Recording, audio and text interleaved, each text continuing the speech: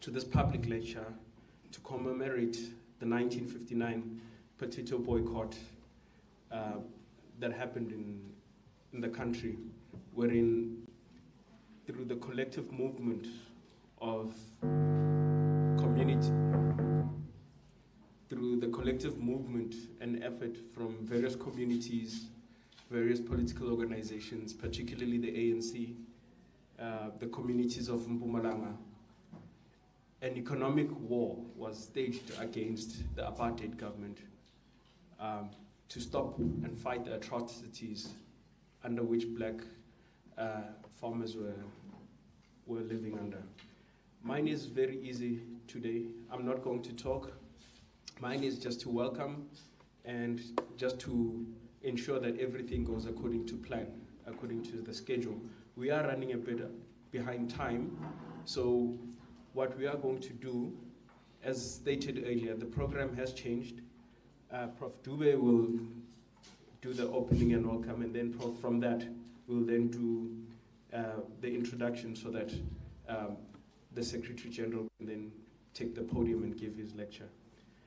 For housekeeping purposes, to my right-hand side, at the far end, is where you can locate the toilets if you need to go and relieve yourself.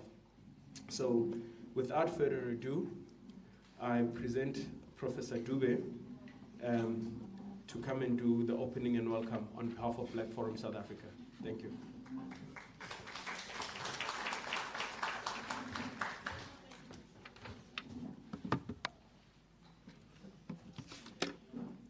Sanbonani,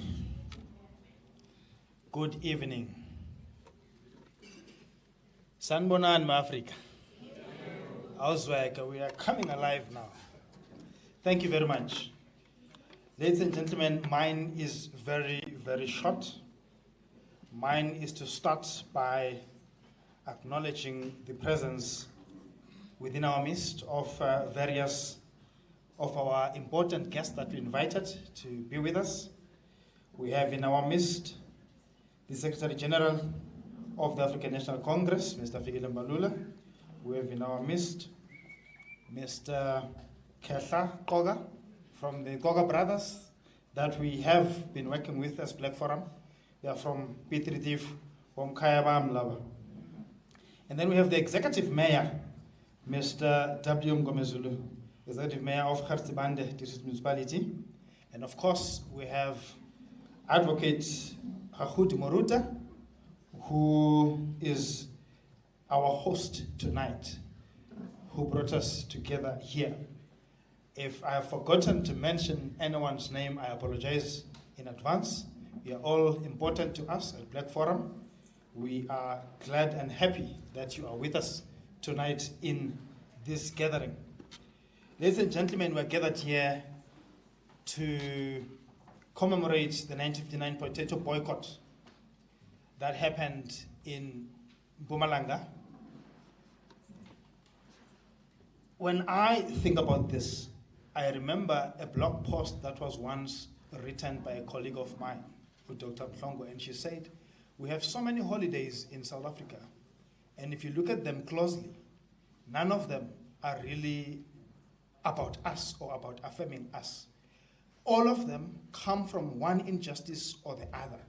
We do not have a holiday that says this one was founded solely to celebrate blackness, to celebrate Africanness, to say this is by African people, for African people. We are basically using some reverse psychology, affirming what was done to us. We're here tonight because something was done to our people.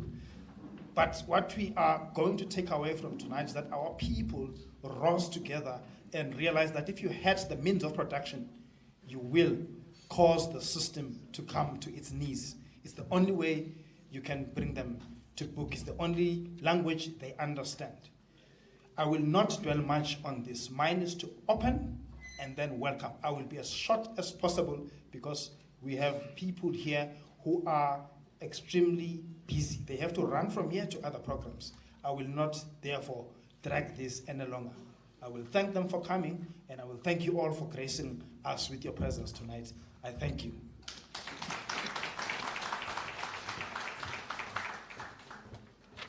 Thank you, Prof.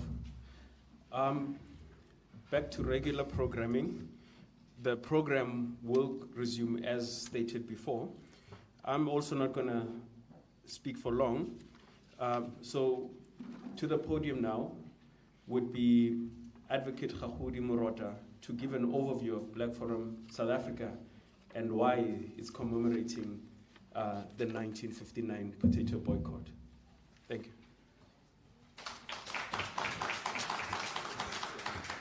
Mandla, Uitu. Good evening, ladies and gentlemen.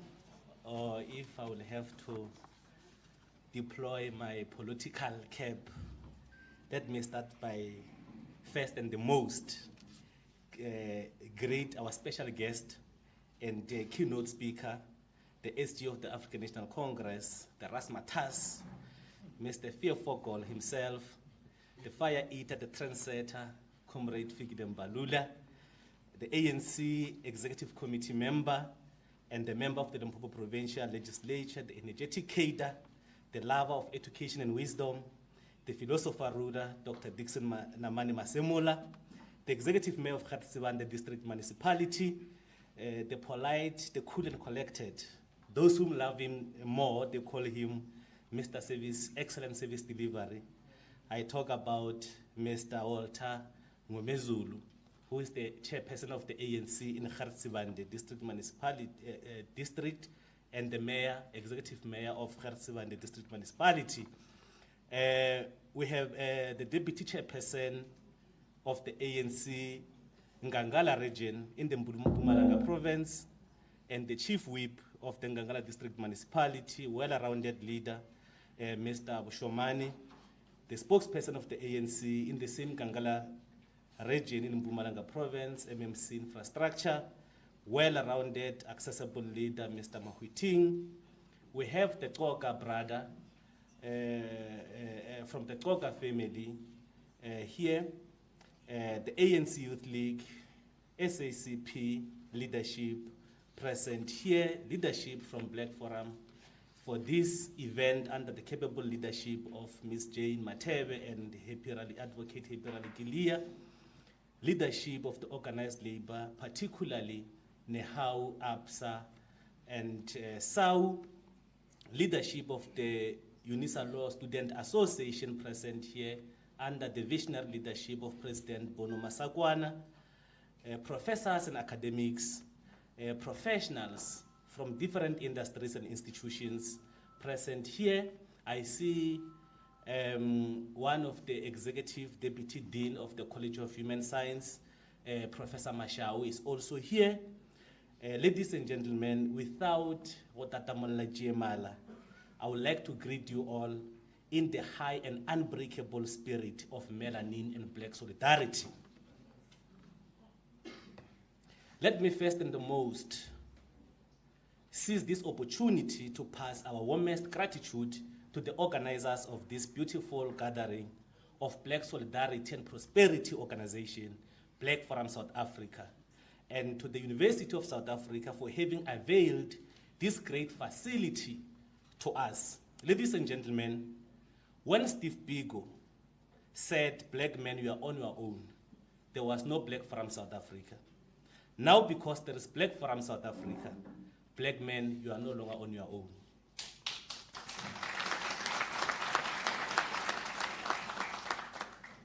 We are in this important meeting of black heads to reflect on our common challenges and on how to achieve our common goals as black majority in contemporary South Africa.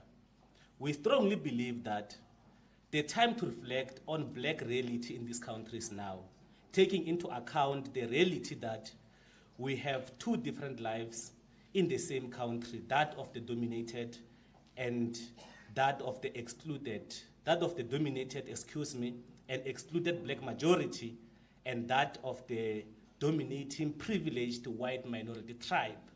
However, we strongly believe that black people must free themselves from this existing post-colonial apartheid hangover as soon as we decide to do so. No one but ourselves We must do it for ourselves and for generations to come, so that we attain our own black self-worth or self-respect. All the races and ethnic groups in South Africa are so well organized to attain their own self-determination. It is only us, black bodies, black nation, being divided and remain weak in our majority. Ladies and gentlemen, America has a plan for us. Europe has a plan for us. China has a plan for us. It is about time we have a plan for ourselves as black people and set our own agenda. The secret weapon is our black unity in our majority. Ladies and gentlemen, we are seeking ethnic consciousness as black people. That is the reason we engage in this ethnic mobilization using Black Forum as a vehicle. There have been no systematic change. Black people still study to get employment, same economic domination, same history, same philosophy, same religion, which have established the present code of morals, a mindset a black majority has been brought under the control of white minority. My task is to provide an overview on the objectives of Black Forum South Africa and this commemoration of 1959 potato boycott public lecture. Be informed that Black Forum South Africa is a lobby group organization that advocates for black solidarity and black prosperity in democratic South Africa beyond political party lines. We strive to address our common challenges and achieve our common interest in order to attain our self-determination.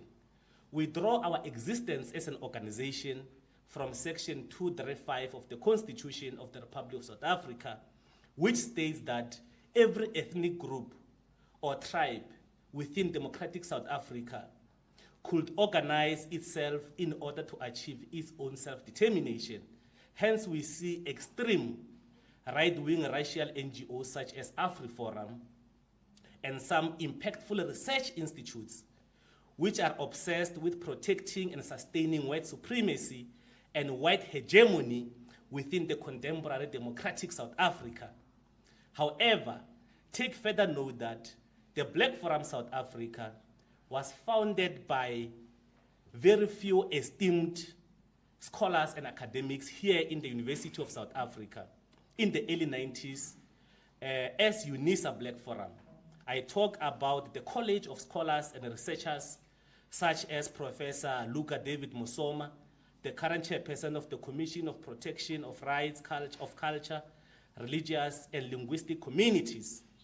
We talk about Professor Manta Makanya, the former Vice Chancellor of this university, Professor Idumile Musala, the former Secretary of the State Capture Commission, Professor Zodwa Motsa, the current VP Teaching and Learning in this university. We talk about Professor Takazo Mufokeng. We talk about Advocate Jobotwana, Prof. Simon Sukomane Maimela, Professor Lizo Jafta, Prof. Mokheti Motlapi, Prof. Palaji Sebade, amongst other great college of scholars. But this organization was further inherited by capable leaderships of Professor Puleng Lengabula, the current Vice Chancellor of this university, Dr. Mashia Sotigwa, the current DDG at the Department of Higher Education and Training, and Professor Humphrey Mohashwa, who is the president of this organization. The key mandate of this UNISA Black Forum then was to advocate for transformation and Africanization of UNISA research and academic curricula, and to permanently dismantle the perpetual imbalances of the past between black and white colleagues. Our generation have inherited this great organization within UNISA and further caused irreparable damage on white supremacy and systems within the university. We subsequently realized that our model and formula of contesting white privilege and emancipating black people have worked effectively within this university. We have then in 2020 decided to graduate Black Forum from being UNISA Black Forum into Black Forum South Africa. Black Forum South Africa is quite alive to the fact that, Comrade SG, we are quite alive to the fact that every sitting government in a democratic dispensation has or will have a job to govern South Africa for all South Africans and anyone who lives in it. That we accept. However, we realize that someone else must drive the black agenda. Black Forum has decided to be that someone to fill the void and drive the black agenda in this country. Therefore, we are not going to waste time to lament the inequalities of our society. We are instead going to use all our powers to equalize it. And our power is in our resolve, in our numbers, and in our unity as black people and black organizations. We will not be hindered by any political affiliation, religious affiliation, ethnicity, or class. Ours is a black agenda. Remember that as the black nation, we have made a huge mistake in 1994 to rely solely on government agenda and neglected a black agenda, whereas white people were busy launching and capacitating white NGOs akin to Black Forum to advocate for and sustain the white agenda. These white NGOs are so powerful today to the extent that they are critical political feeder into the mainstream politics of this country and directly empower white political parties such as Democratic Alliance and FFPLUS. However, if black people and black organizations, black businesses, black political parties like the ANC do not rally behind Black Forum as the Black Solidarity NGO, our freedoms will remain hollow, our rainbow flag a threat, and our national anthem a threnody. It is a fact that white supremacy, it is the fact that white system has established powerful NGOs to play a critical role in protecting and affirming the rights and determination of their own minority group. Their aim has been to perpetuate the status quo in this contemporary South Africa and further frustrate, of course, the government and any progressive organization or individual who seek to emancipate the vulnerable and disadvantaged black people. We never had proper NGOs, Comrade Dixon Masemola, which protects and affirms the rights of black people, or which seeks to transform and eradicate the status quo and emancipate the dreams and hopes of black people in this country. Black Forum is here to close that gap. From now going forward, when AfriForum will be this side, Black Forum will be this side.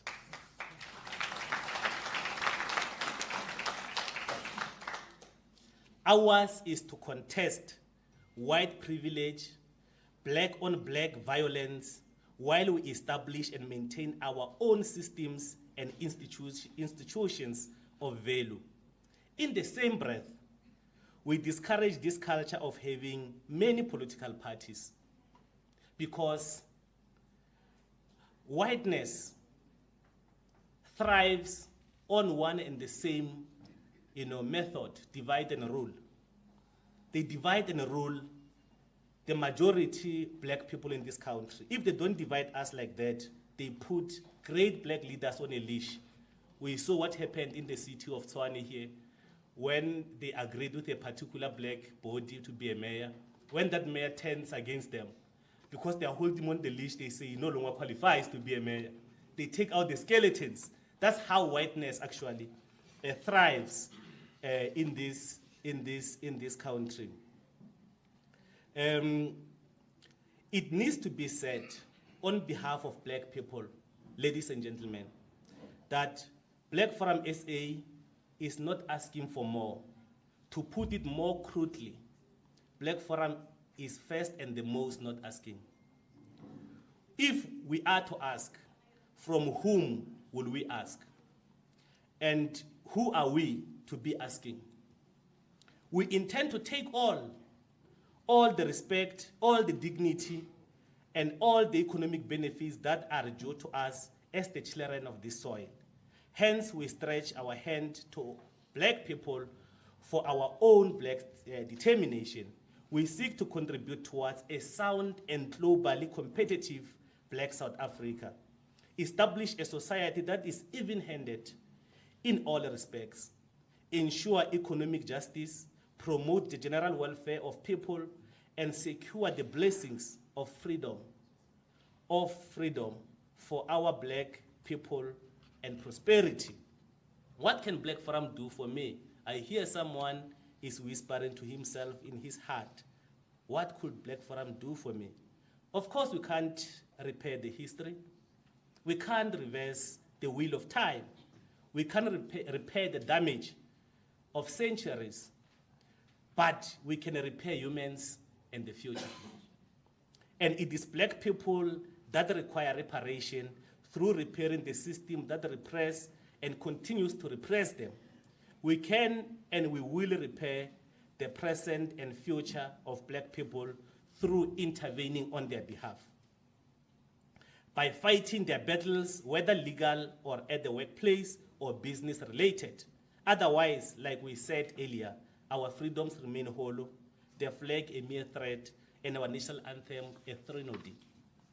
The aims and objectives, as I'm going towards the closure of my representation, the aims and objectives of this organization is to advocate for establishment of black systems, institutions, and firm values. I'm presenting here today quite confident to report that Black Forum is accrediting Black Forum primary schools, basic education institutions, which will be launched across the entire country, but will pilot here in Gauteng and in Bloemfontein, so that we develop, we educate our own children. We have professors here of Black Forum who are busy developing a school curricula for our organization, so that we no longer entrust our children for 12 hours, for 8 hours, under the care in local parentees of Kuro, of white, teachers. We are trading our children for sale.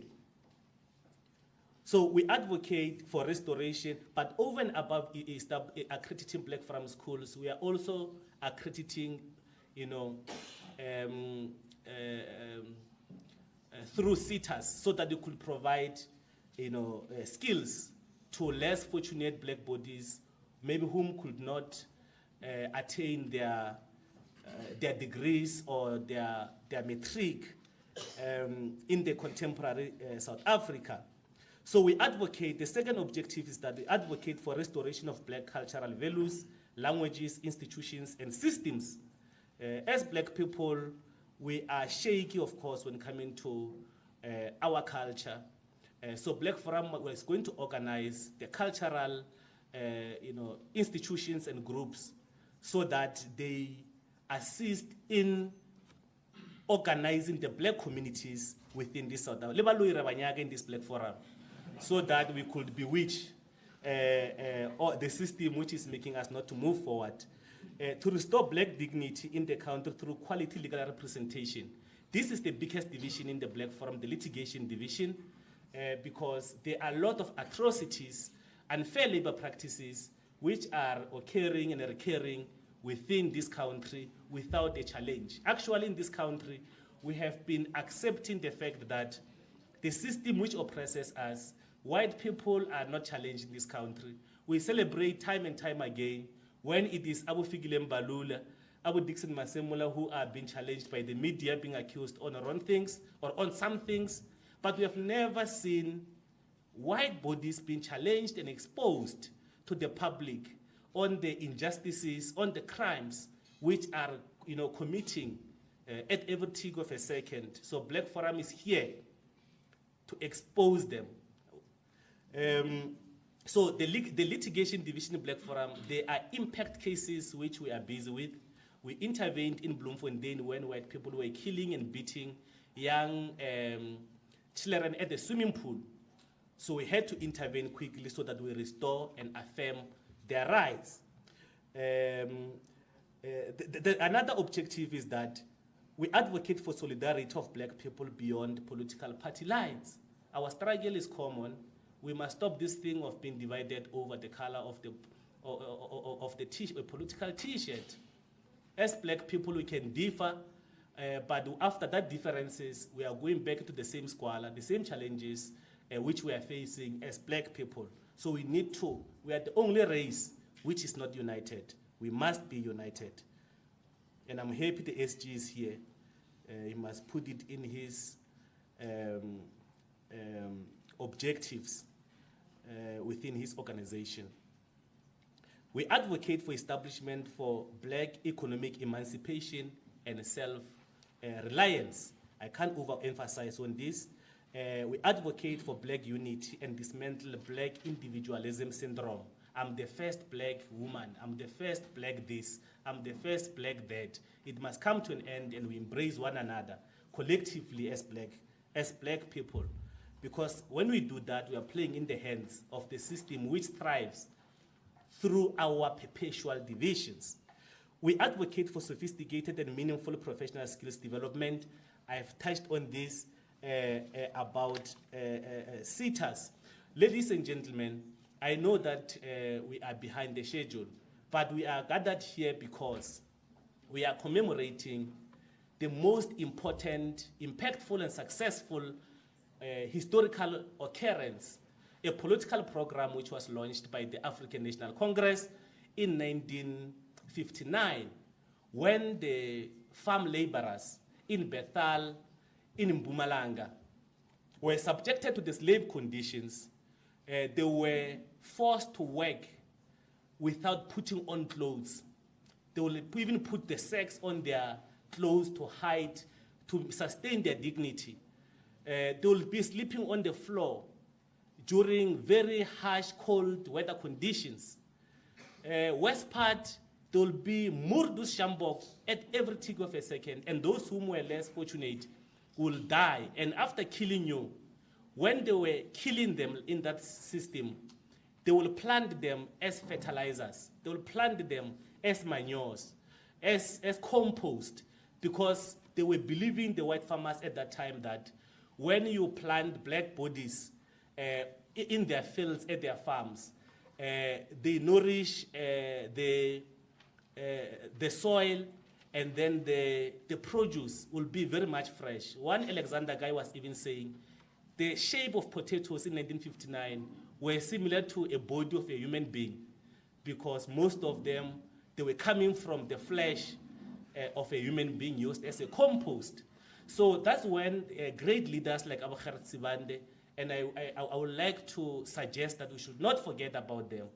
He had to sneak into those farms and check the reality and the hardships, the atrocities which the farm workers were subjected to. But also the prisoners were taken there to labor, to work at the farm so that they could kill them in that fashion. But those laborers said, how could South Africa move forward? When we are being killed, when we are being subjected as slaves, as if nothing is happening. So they raised their own awareness campaign by taking a skull of one of the killed laborer, packaged it in a potato sack, so that when it will be sold at the market, Comrade Mashomani could buy that potato sack. When he gets home, he finds a human skull there. Obviously, he'll call the police, and then that's how they raise an awareness. And then Comrade Abkhar Siban, Double Governing Begi, organized the nation for national potato boycott. It took 4 months. After that 4 months, and then it yielded a very positive, outcomes, because it changed the status quo, the attitude at the mine, at the farms. Lastly, I have been speaking very fast, so that I must catch up with time. But lastly, ladies and gentlemen, I would like to emphasize this. As Black from South Africa, we are quite intentional about our key mandate of ethnic mobilization and about black people to achieve their much needed black unity. This lecture is not going to end here. We are going to talk to the police. We have identified Bidretiv, Gertsibande, to come with a mediation program between farm communities, farm workers, and farm owners. So from here, there will be other programs will be running across the country where these experiences I've just shared are alive and well. So on the 30th of September, Black Forum will be hosting a huge ceremony where we'll be unveiling the tombstones of some of the farm workers who have been killed by the farmers in Bidretiv, in Bombiskral, in Mkondo. More specifically, the Koka family whose brothers were killed by these white farmers. When we went to Mkondo, when we went to Bambuskral in that farm, white people still have the torture room. If you could be found walking around that place, they will take you to the torture room. You will tell them, why do you want? Well, I'm talking about things which are happening now. How they killed the Koka brothers, shooting them at the private parts. When we were dealing with that, we realized that the Hlatsoyo brothers were killed in the same style. That boy children, when they attain a particular age group, these white people are killing them so that they eliminate boy child, maybe a contestation, as they believe, from the community. They sodomize young boys to destroy them so that when they grow up, they should not even dare try to contest the atrocities which the white farmers are subjecting them to. They poison the cows of the farm communities. The 15 cows of the Koga family were poisoned. So they do as they please. Government cannot give them RTP houses because these farming communities are dwelling on private property at the farms, and they refuse to relocate because the grandparents, that's where they were born and bred. So now, to us, this Black Forum, SG, is a matter of survival. Unlike our parents, who fought for an ideal, which if needs be, they were prepared to die for. Unfortunately, we are not prepared to die for this great Black Forum ideal. Black people have been dying. We can't always die as black people in order to achieve a particular ideal. Therefore, unlike our parents, Black Forum is pushing for an ideal which, if needs be, we are prepared to kill for. Thank you very much.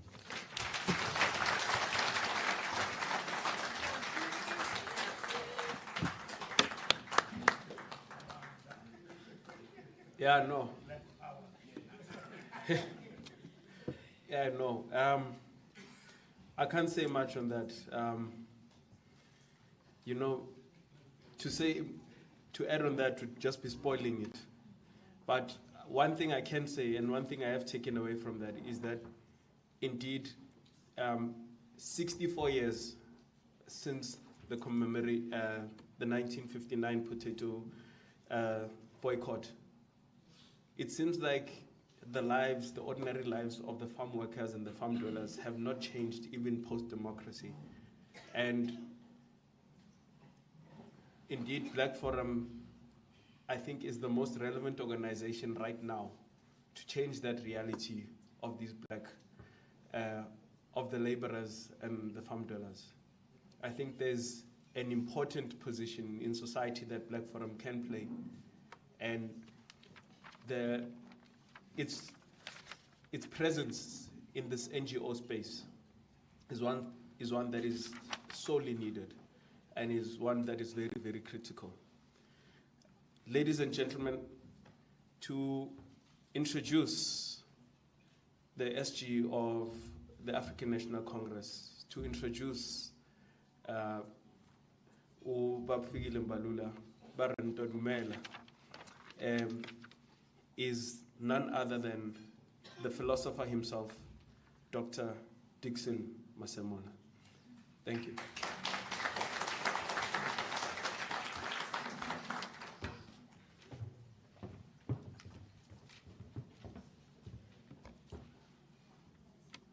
Well, thank you very much, Director director of the program, advocate. A very good evening to my comrades and colleagues who are here tonight, who have just been introduced by Advocate Maruta, leaders of various campus-based structures represented here by your good selves in your eminence. I would not want to pick you one by one, but I can recognize a few faces that I'm familiar with. Leaders of the academia who are here representing various schools here in the university who are here tonight. I'm standing before you tonight to perform a very important task to this memorial lecture or a public lecture on what has been explained to us already, to present your good selves, the keynote speaker for this event. But before I do that, Program Director, I suppose from what Advocate Maruta has said, Black Forum South Africa, understandably, in my view, going forward, I suppose it subscribes to, very importantly, advanced nationalism, not any other matter in that context. And that in itself will make it more relevant to resonate with the founding values of our democratic system of government as a country, as a nation, and of course, as a people. And understandably, going forward, there would be a need for a much closer discussion on how best some of those matters could find appropriate expression within the confines and features of advanced nationalism, close quote. My task is to present your good selves, the Secretary General of the African National Congress.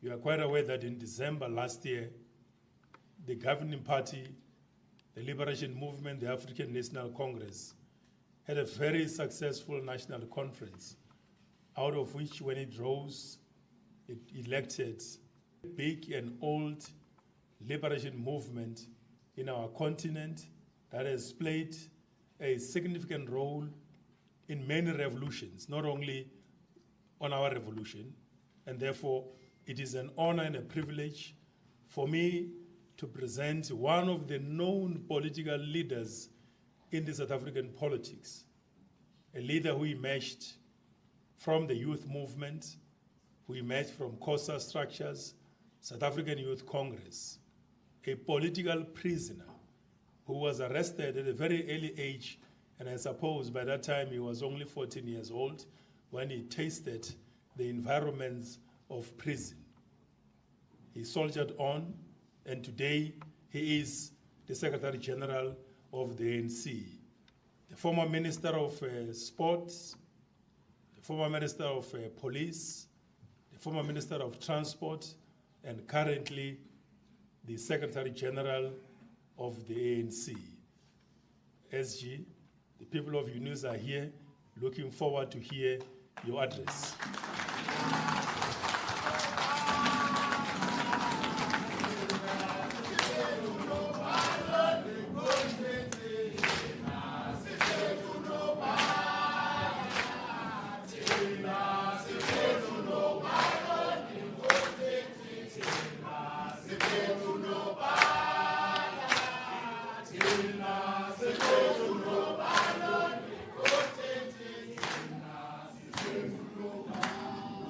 Thank you very much,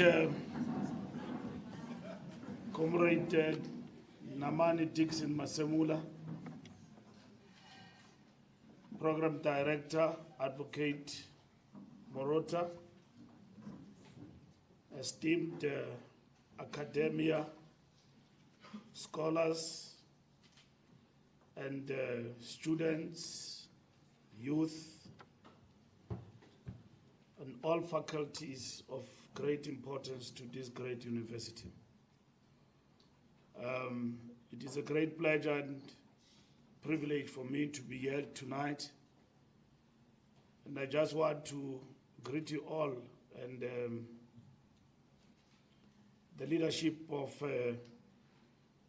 Black Forum South Africa for inviting the African National Congress to be with you here today. As we gather here, we dip our revolutionary banners on the passing away of a giant of our revolution and struggle, human rights activist, Dr. Isop Pahat, who was laid to rest today. May his soul rest in eternal peace. Today, it is important to be here at UNISA. And I think the first task of Black Forum, before you think about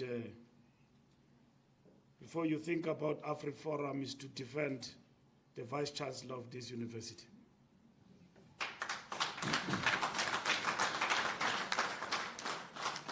That's how you are going to be tested. Before you think about AfriForum, start by defending the Vice Chancellor. Then you will know about your presence. I'm saying so because women who are appointed in these institutions, starting with UCT, a woman was harassed there by racial groups who think that that university belonged to them, and that an African woman cannot lead an important university like University of Cape Town. She was harassed and nobody came to her defense. Now they are doing it here in this university. I've never seen black people and women standing up and just being mad in the true sense of the word, or the deepest meaning of the word, madness, and defending this woman. Never seen it. I've seen you with graduations, blue, purple here. I've never seen anyone standing for this woman in this university. Now I'm coming to Black Forum. It's standing for blackness and black excellence, I suppose, and we don't talk about it. Let's talk about it. In my view, I think it is discrimination. In my view, I believe that it's not about incompetence. It is fundamentally about the fact that elements of chauvinism and all of that think that a big university like this cannot be led by a woman. That's the starting point. Because if this university was led by a man, even if he was black and African, he will not be harassed like this woman have been harassed.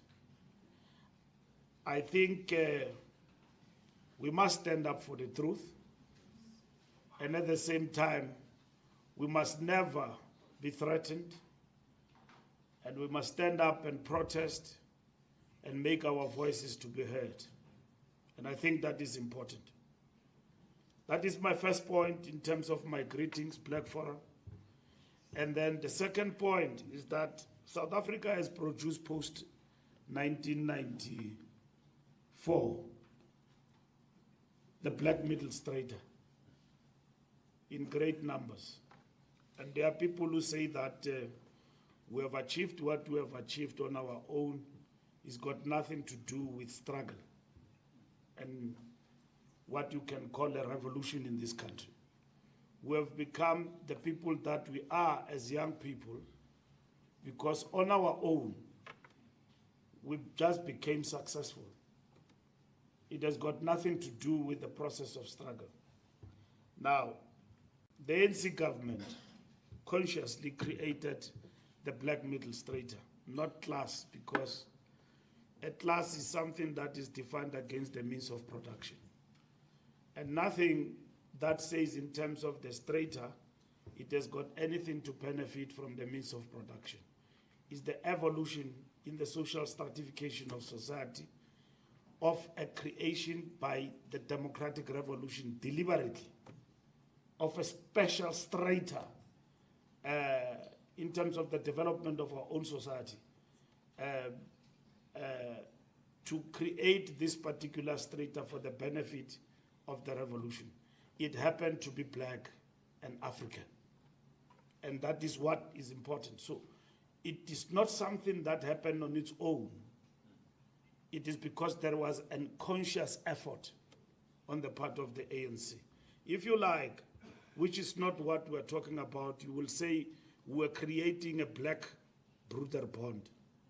And it was not a black brother bond we're creating, it is a black middle straight.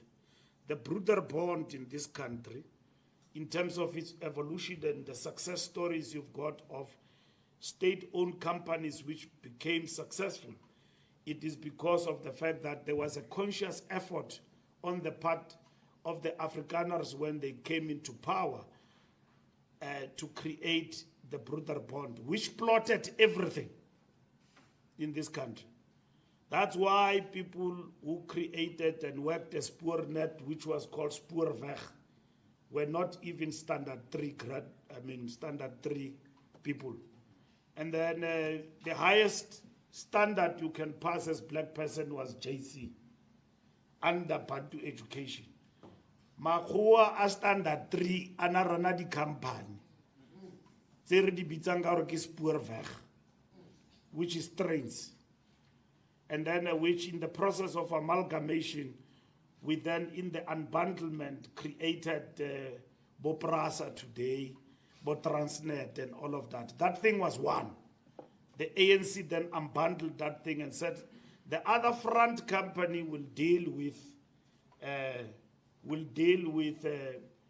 enterprise interest of the state, and the other one will deal with not enterprise interest but public interest in terms of expansion of public transport for those who don't have, which is the masses of our people, the poorest of the poor. And we called that the intervention of the state, which was a conscious decision of the ANC to do that. So these people, then they left, and then they ran away because we brought laws, we started to ask, it disappeared in the system. So that is why the successful story of this company here in South Africa today, which went under liquidation, was created under South African Airways, was run by a person who doesn't have a matric.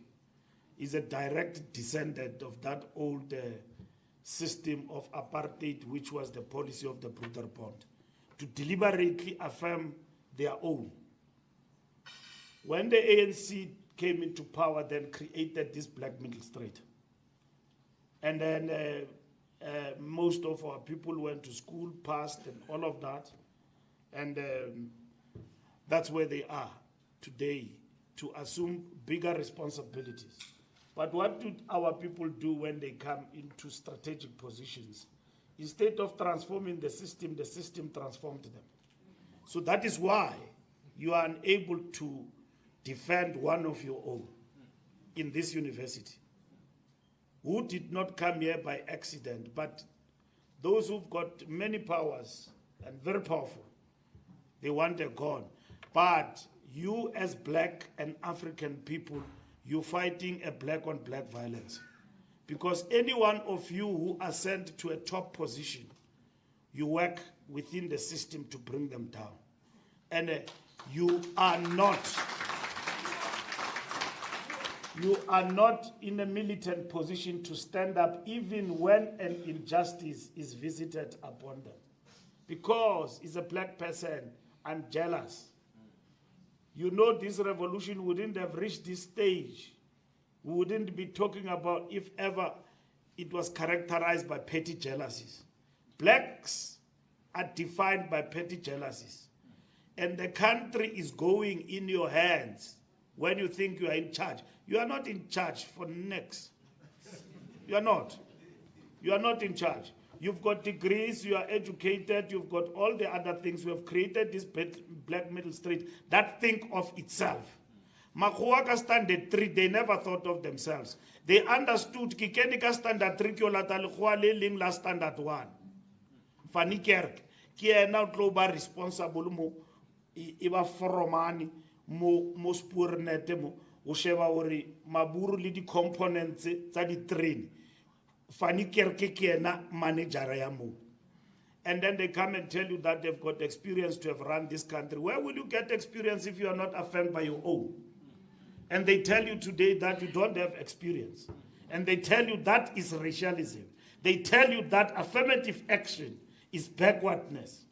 And they tell that employment equity is not something that you've got to entertain. South Africa must be what it is because blacks think they have arrived and then they are quite content for what they are, just a cream on top. And then that is it, and therefore they are in charge. And then we drop, titles, professors and all of that, but what do we do about our titles to advance the cause of national democratic revolution? Here is a vice-chancellor is being shot down in front of us. We do nothing about it because we will not do anything up until it is me who ascend to that particular position. So, Black Forum, you've got an important task. AfriForum is building a university here in Pretoria, just across the mountains here. They build a university and they get that money from Afrikaners. And then they've got a township they called Orania. They do everything there. So why do they build their own university when there is UNISA? Why? Che Guevara says young people must always be obsessed of thinking of why things are the way they are. So they built an Afrikaner university, they teach themselves, they say they need to preserve their own culture. And therefore, they need their own university. With their own money, they build it. And then we've got universities in and around us. That's what they do. And if ever there is a problem, and black people go to court to protest because a white man or an Afrikaner have done the following things and so on, you are being chastised, that you are not civilized people and all of that. And this is what we talk about in terms of the historical evolution of this potato boycott. Because this notion of an injury to one is an injury to all is gone among us because we have arrived. We enjoy freedom. And this freedom is hollow in a way. And to a point where we think that we can forsake and forgo this freedom. They don't think like that. They go to elections, they vote every elections without, even if they get a lower percentage, they don't give up. They don't.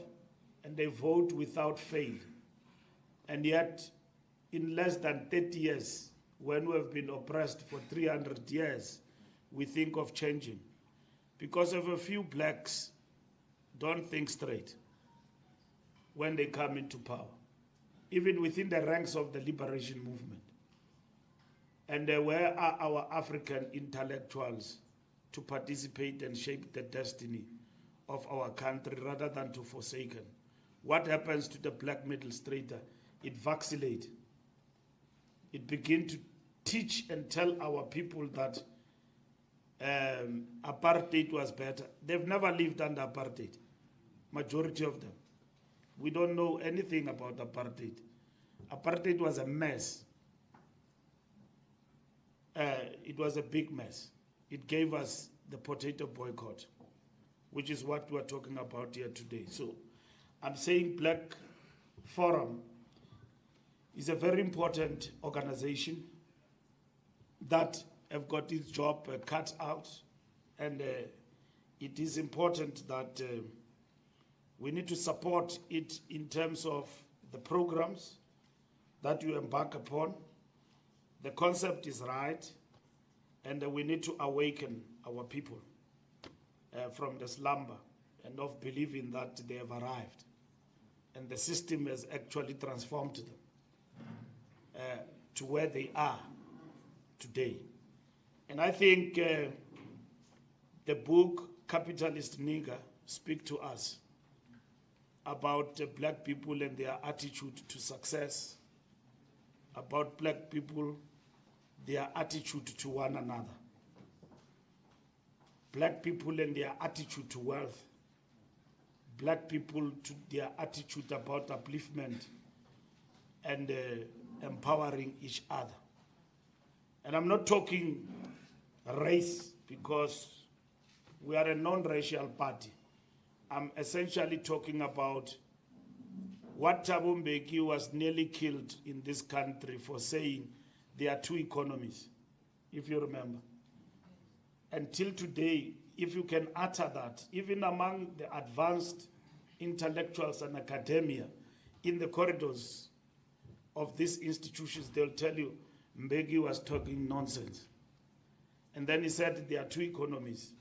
There is one of rich and advanced, well-educated, and so on, and then there is the second one. And then he defined it underprivileged, less educated, and then the means of bringing this together are completely, widening.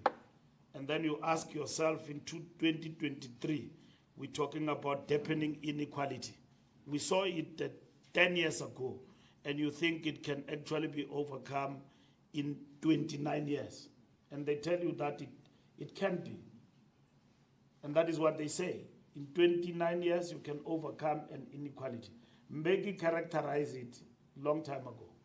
And he said that that is an Achilles heel of this nation. They said, no, that's not the problem. And then here we are as blacks, we believe that things could have changed even for better. Yes, coming into power and at the same time not doing other things that we're supposed to do, it comes with the responsibility of accountability, which is important. But at the end of the day, do not forget that and forsaken the revolution and the struggle simply by believing that things could have changed for better in less than 29 years. And I'm just putting it to you. And what has happened in this country is that we have now realized death of ideas and inertia. Intellectuals, academia have surrendered their thinking capacity to Twitter. So that's where the real debate is going on Twitter. This globalization has been good to me, I must say. But at the same time, it has not been to majority of us in terms of the national debate, because there's no more engagement. It's insults. We don't debate. When somebody starts to think and raise issues, that discussion, you won't find it in the corridors of newspapers and talk shows in this country. I addressed a press conference yesterday, and I spoke about the things we're talking about, BBBE. I spoke about electricity, of course, is the buzzword. Sputla is dancing nicely. So I spoke about, in that particular press conference, about a whole lot of other things. I talk about inflation, I talk about the cost of living is too high, it's a problem. I talk about Ukraine. Nobody's even interested to analyze this Ukraine war. All people I see on Twitter, they say, what is Ramaphosa doing there when he's failing Africa? But nobody writes and say, what connects us with that? And then African leaders, they go for the first time after so many, and I said that to my president, You know, you brought some hope, you guys in France, when you spoke for once with one voice. Whether that voice anyone can agree with it, I just liked it. When you got Macron changing, you know, from red to whatever, and then I look at him there, they thought that you were just coming to get and go back home. It was not nice, man. I'm sure he regretted it. Where was I bringing these niggas here and all of that? And then they were on point. It is as though they caucused, and they did not. So that was a great inspiration from our leaders. And then I said, no, there is a future here. So I'm saying this, you know, things that are happening in the national debate in our country, where we have all surrendered our thinking capacity and everything to Twitter. Elon Musk is improving a lot from 140 characters to at least try to. If you want to analyze and engage, it's Facebook, but Facebook, you realize you're dealing with another mass. So, so who's driving the national debate in the country? Who? Where we sit and engage and challenge each other outside insults and say, what are we talking about here? What are the issues we're talking about on any other matter that come to the fore in terms of South Africa? So I'm there, and then I present all these things. I'm certain that this press conference is going to be hot. And actually, myself, I must be prepared to represent the ANC here. Hey, I'm coming with big stuff here.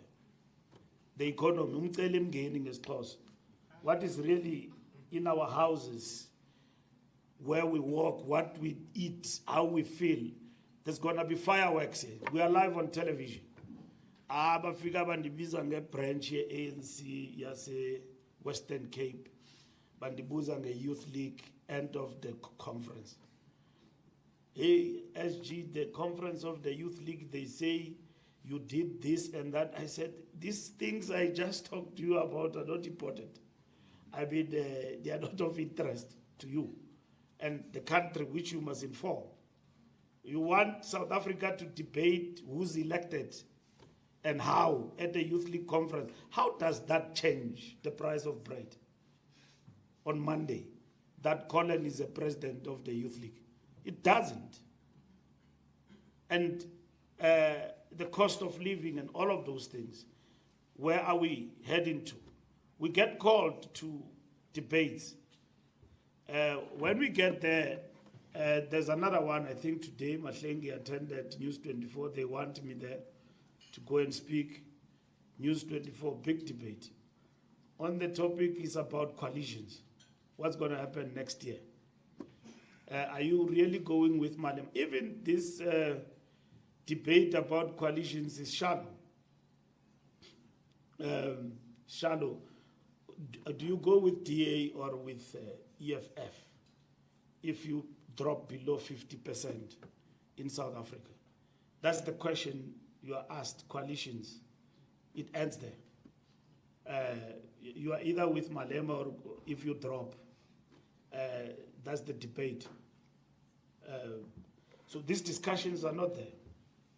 So we don't get called as politicians who represent political parties to be engaged on political discussions and to be judged fairly on the basis of what we present in this discussion about where are we taking, Mbalula, where are you taking the ANC to?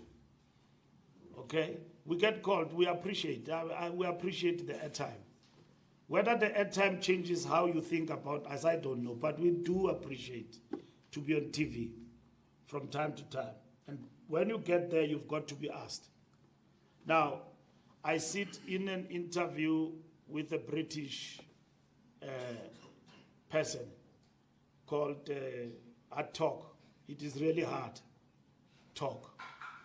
And then I come to South Africa, I'm asked about the branch. And then I then realize what happened from that British man who was very harsh, but really taking me to task, that I must prepare, I must be ready. And then I come home, and then I ask, what went wrong? And all of that. So I'm saying, globalization has been good. We can connect with friends everywhere in the world. We can have smart gadgets. We can be good like that. But at the end of the day, it has also done us a disadvantage that we no longer read newspapers, we no longer write, we no longer engage in public debate. Because it's easy to wake up and answer a person in a paragraph or two on Twitter, and then they insult you back. And very few will be interested in what you say, and it's gone. And then all what they are interested in is the looks. And I realize the people who post their looks, they get a good audience. But when you come, you try to think, that thing doesn't happen. And everywhere else. And then this thing, Kutiwa, is working. And so on. So I was saying in this press conference yesterday, and when I criticize on behalf of the ANC the behavior of the police, they say it's ANC police. I say, no, police. Now I'm coming to the topic. The police cannot brutally act like that within the state. And then somebody, for political reasons, now try to define the party as separate from the state. And say, no, somebody who argues for that. He says that these things are combined. It's ANC. I say, how does a policeman who's trained as a cop become ANC by day and government by night, and a cop when he's doing an operation like that one of beating up people on the road? Can't be ANC. And the ANC can't be quiet about that. And I'm happy today that those police have been suspended, and they must account, and that IPIT will investigate and make a determination. So, South Africans, nobody was engaging with that point from trying to understand what is the role of VIP protection. And then everybody else says that, no, that must be done away with. It's not important. And then we're compared with other countries where there is no crime. You know, when somebody compared the president of Finland with the president of South Africa, there's no crime there. The president can afford to go to work by bicycle in Finland. And I don't know what is the population, it's very less. And the standard of living there is totally different from ours. So if you were to compare the president of South Africa with DRC, have you been to DRC? You can't move there. And then you say you must be like president of DRC who goes to work with a bicycle.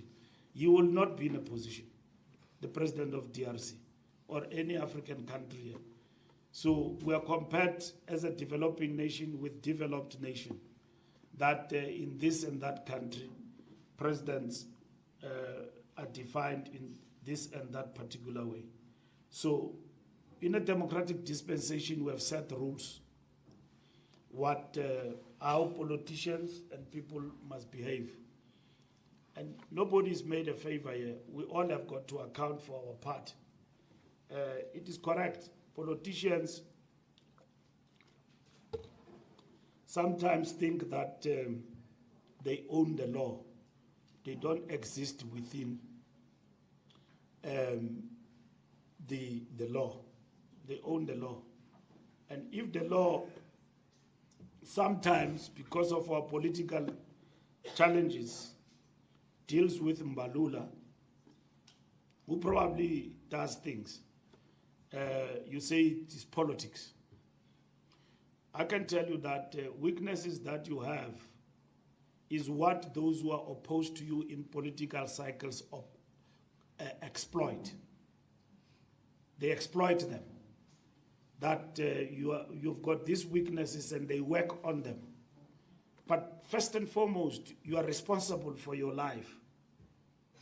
It cannot be that every time you are in trouble, society and the party must babysit you for your problems. You must get out of those problems on your own. But the rules must be defined by fairness. And that's where the Black Forum comes in, and the AfriForum. The AfriForum wants to bring everything that is black and probably successful down. It's their agenda to prove the system is wrong in the hands of black people. But the Black Forum must say, we will defend our own, but not on the basis of incompetence and recklessness. We'll defend the best of the best in the system.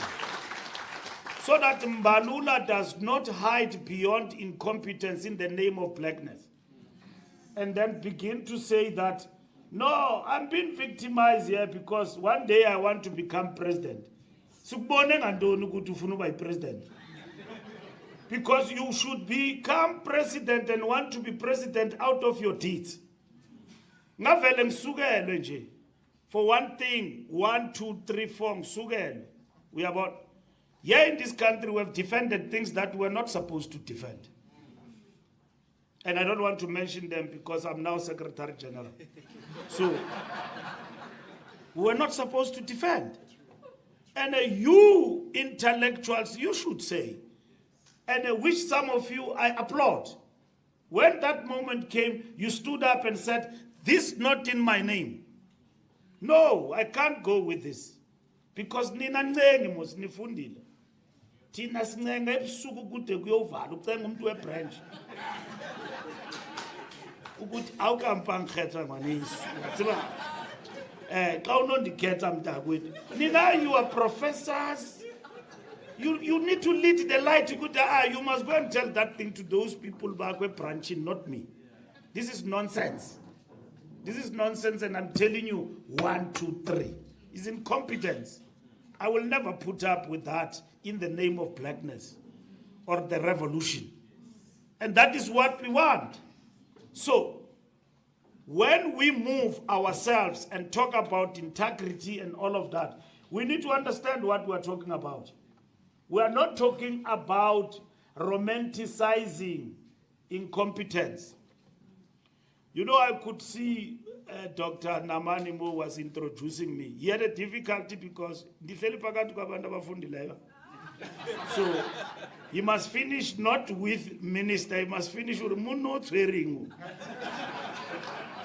Because our kids are no longer going to be led by people who don't have anything and then still talk about apartheid. Apartheid by ISOP and so on. You must now finish by saying, where's the no minister? Because we must go to school as we get into these positions. Ulo aparapura pereka bakalauru politician. We apareka obalur lena ke petlile ntate ke tlatla ya ka usana. Ke tlo ema le lona mo ke fall. That's the society we are building, and it's not discriminatory. It is a society that is real. It is the blackness we celebrate. It's the non-racialism we build within the system that has disadvantaged us. And in that system, we want to succeed. And we lay the rules and the processes that enable us to succeed. So that there's no one who said, there shouldn't be. We must all be in a position to raise our hands and participate and compete fairly. And if ever people are coming at you unfairly and they are doing things at you, society and others will see. And Black Forum will be there to defend you. That our brother is being brought down here. Because we can see. And nani aningeni into ningafuneka ningeni. Ningeni into nibonayo nani ukuthi no. Yeah, we have been invited to war. So the 1959 program happened because people were deprived. Young boys were taken.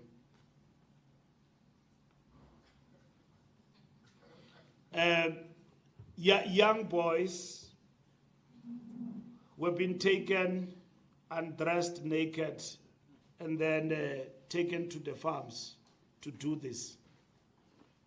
Revolutionaries stood up and then exposed these atrocities, but it didn't add into that, didn't end at that point. It meant that they must stand up and revolt, because that was a form of an injustice. Obabu Gertin Sibande became the leaders of the time, organizing underground, and did what they had to do. And that ushered in a period of defiance. Women came here to Pretoria, 1976, 1985, but this potato boycott from the farms, the downtrodden, have brought and ushered in our democracy, not just to think, as and when we shape the new dispensation and the kind of constitution we were writing at that time to enshrine, even in its Bill of Rights, the recognition of this thing called rights, that you cannot just trample upon people as if they don't have rights, and that is what actually happened. And the ANC championed that particular struggle. And this is what you are celebrating and commemorating here today. But you are commemorating this in the right place, the University of South Africa. And that is why I start with this long prelude. In summary, it says the struggle continues. And that is what I was talking about. And we must then be reminded of that and not romanticize the fact that we are black and all of that. Otherwise, we'll just become like civil rights organizations, which are very key, but in the United States of America, we are not that. We are dominant in this country. We are a majority. And we must never apologize for who we are, because we have to stand up. Apartheid was not abolished because they wanted to. They had no choice. Apartheid was crumbling, and it was institutionalized. Its laws, and some of the laws are still there, and so on. The power of the people, and I was saying when Prof was speaking here, black power, because the power of the people was overwhelming into the system, such that apartheid regime had to surrender. So there was no turning back. Everybody in the world was not with them, except America and the United Kingdom. Margaret Thatcher and Ronald Reagan and them. But the rest of the world, the United Nations, was against them. So they had to surrender. Here at home, the defiance campaign, and our people now, every corner, every street were mobilized. And that is what is important. And our intellectuals, academia, themselves stood up and then said, no, enough, it is enough. We are counted on the side of the oppressed. So I'm saying that the repressive laws of apartheid were defeated by a people united. And I'm saying the story that inspires us today is that the struggle continues. We do have rights, and then we must protect worker rights and so on. And that is what is important for all of us in this country. So I'm just saying here that as I conclude, it is important to note as well the role of the journalist in the struggle for liberation, like Ruth First, who played a very important and a prominent part in terms of exposing the atrocities of apartheid, particularly in Bethal. So this commemoration and celebration is very important. This defiance campaign injected radicalism, and it was in this context of this ongoing mass struggle, militancy, and defiance that laid the foundation of the event where we're celebrating today the 64th commemoration of the Bethel 1959 potato boycott. We are commemorating one of the most successful boycotts led by the African National Congress. The ANC did not only lead alone, it was in alliance with the South African trade unions, SACTU, then with SAIC, Indian Congress, with colored people's organizations. This combined front of forces came to be called the Congress Alliance. So the 59 potato boycott was ignited by the brutality, like we said, and abuse of Bethel potato farmers. These acts of brutality and many others were the spark that was needed to initiate the 1959 potato boycott. One of the prominent leaders was Comrade Gertin Sibande, after whom one of the districts in Mpumalanga is named after. Played an important role in organizing and exposing this. And this led to the defiance campaign of women, and so on, the Sharpeville massacre, the boycott of racial sport, and so on, 1976, 1986. We are commemorating not only an event, but a historic milestone that influenced the direction of the struggle for liberation. We are celebrating the militancy and pushback by progressive forces who took head-on the systematic introduction of repressive legislation. The contribution of the 59 potato boycott cannot be underestimated. It planted a seed for laborers to fight for their rights and the establishment of a conducive working environment. The alliance led by the ANC championed the constitution that not only secured these rights, but guaranteed them, the Constitution of the Republic of South Africa. The basic conditions of employment, labor relations, and many other pieces of legislation have provided non-negotiable rights for workers since the dawn of democracy. Some of the workers' rights include the right to strike, the right to form trade unions, the right to fair labor practices. These rights are buttressed by appropriate resources and tools of trade. They ensure that workers must have safe working conditions and receive the agreed remuneration on agreed date, to mention a few. It is important to state that the labor movement led by COSATU, among others, has achieved a lot for the workers since the dawn of democracy. These hard-fought rights need to be protected and guarded at all material times.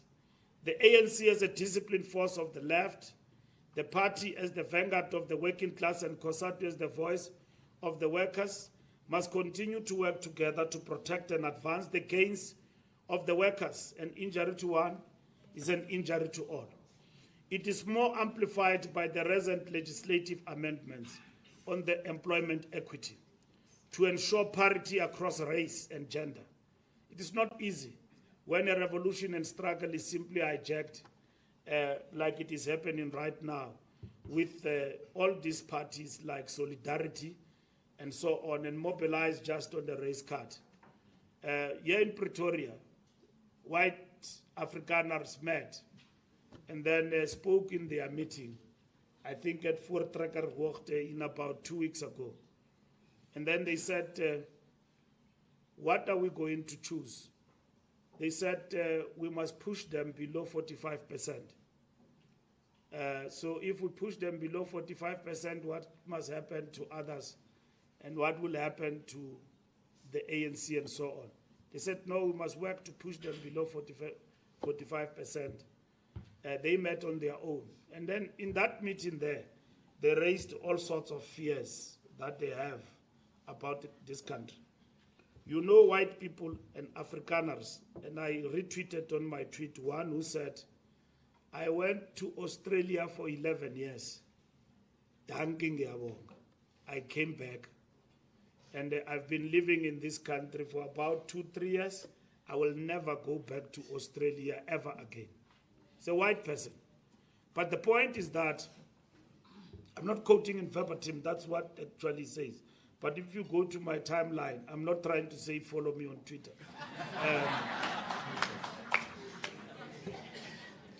I've got many followers, so now the story of this white person is the story that of 1994. White people in this country, they said in 1994 they were afraid of something called swart gevaar. And then they packed others, they bought tin fish, they dig holes and all of that, because they said the danger is coming.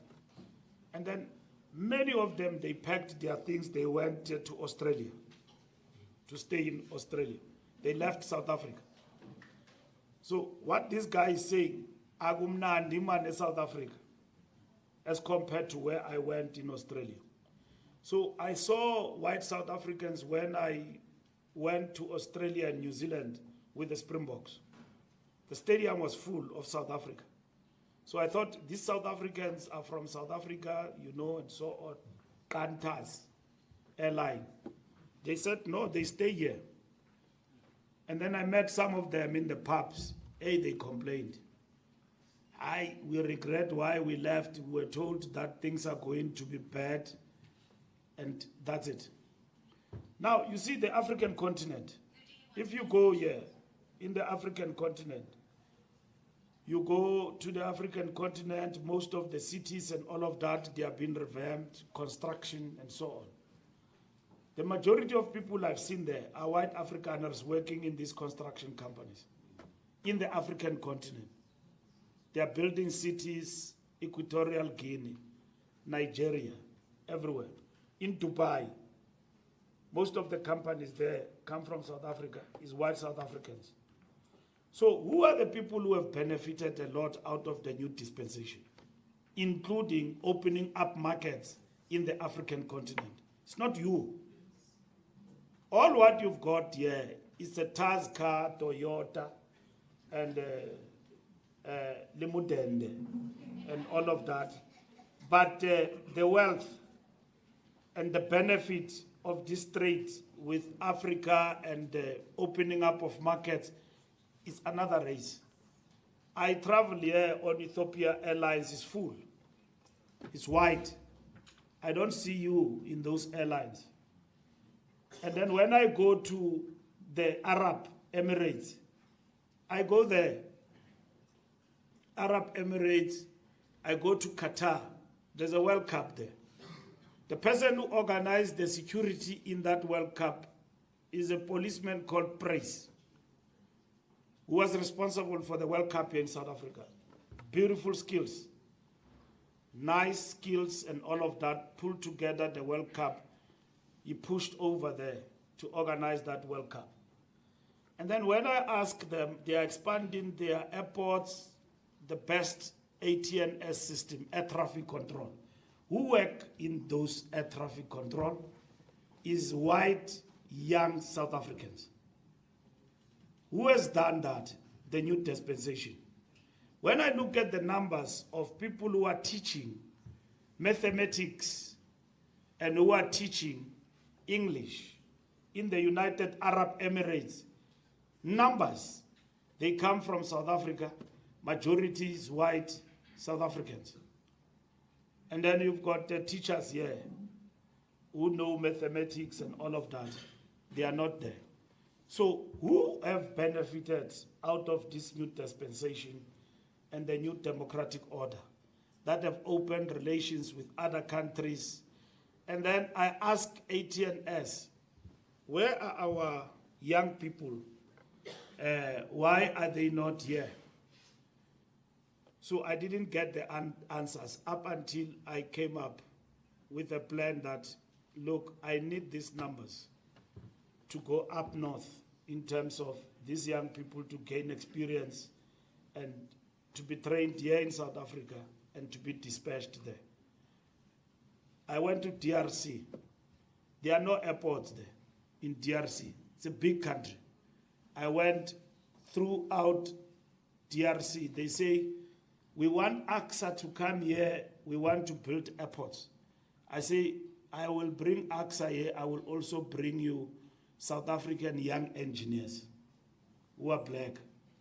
Now I've left. I don't know whether Cindy will do that. But the Binational Commission must address that. So when you build airports in DRC, up to Goma and deep in the north of DRC, when we do that through AXA, our youth here must go and do that work. So we've got the best engineers in this country. And they build here in the African continent, they do all the work, a lot of work. And then when you go to Syria, there is war there going on. And then when you go to Ukraine, you know who are the people who are fighting there.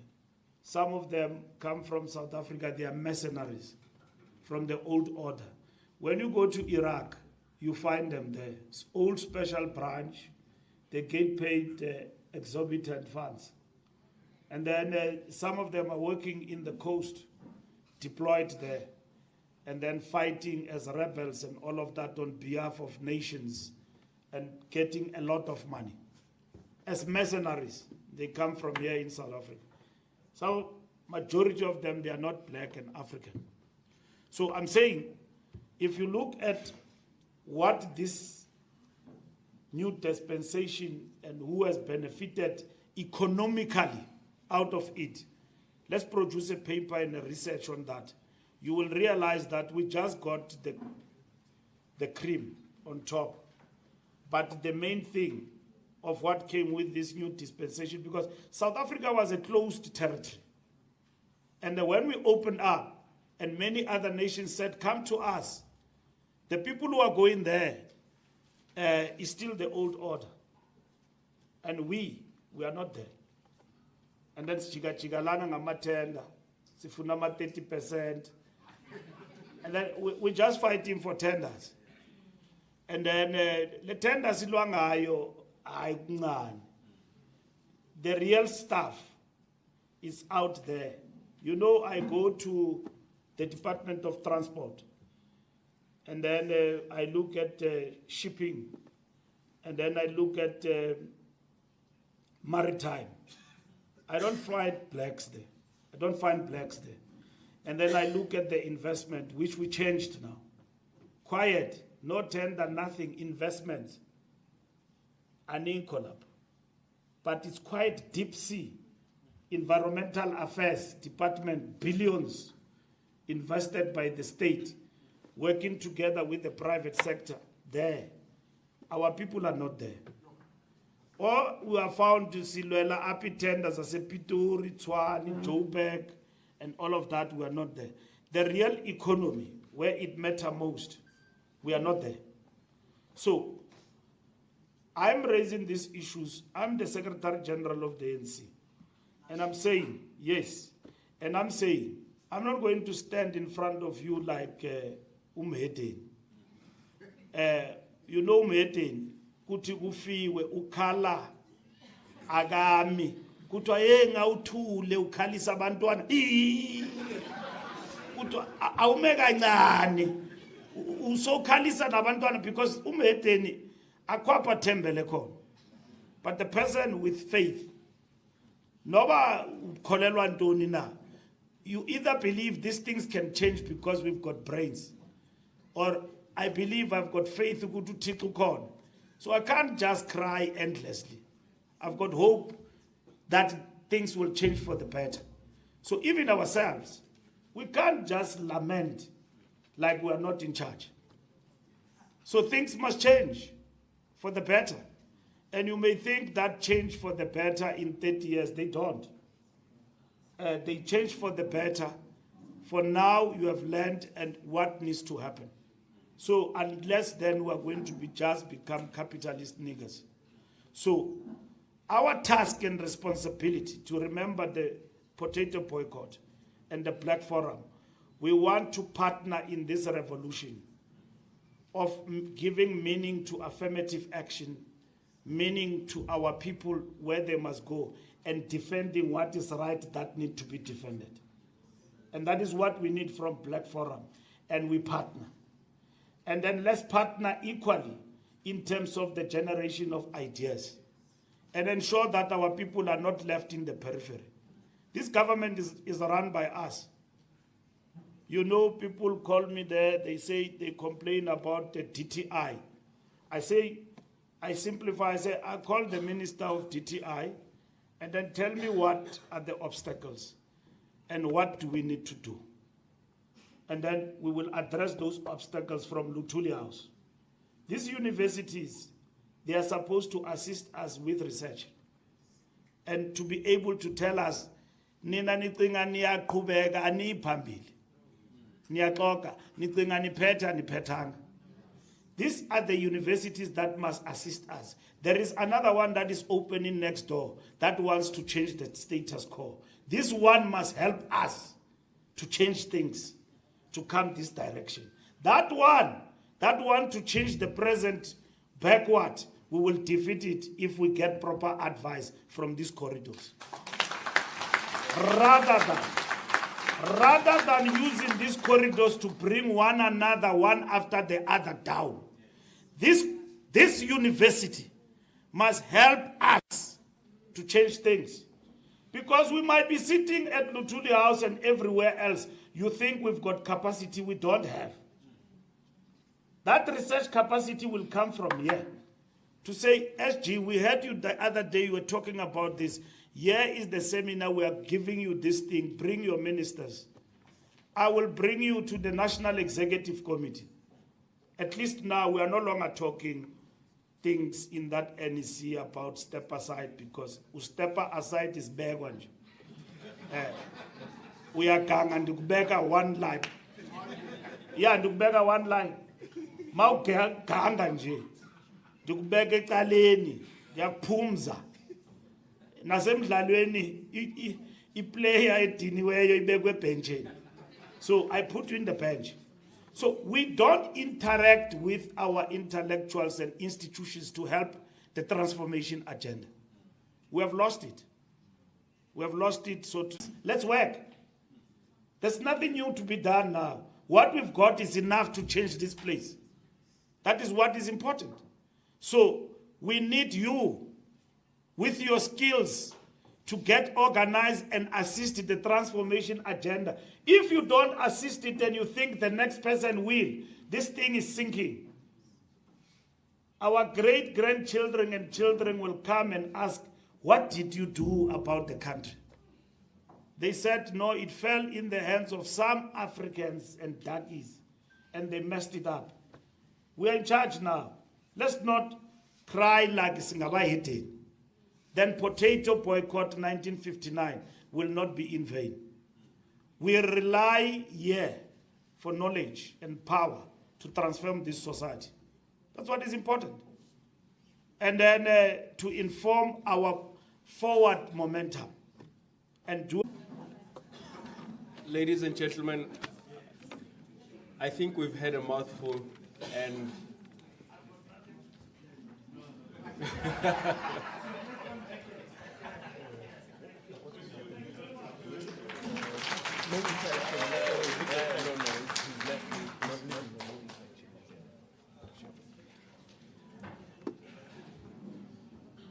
that was profound. That was very powerful. I think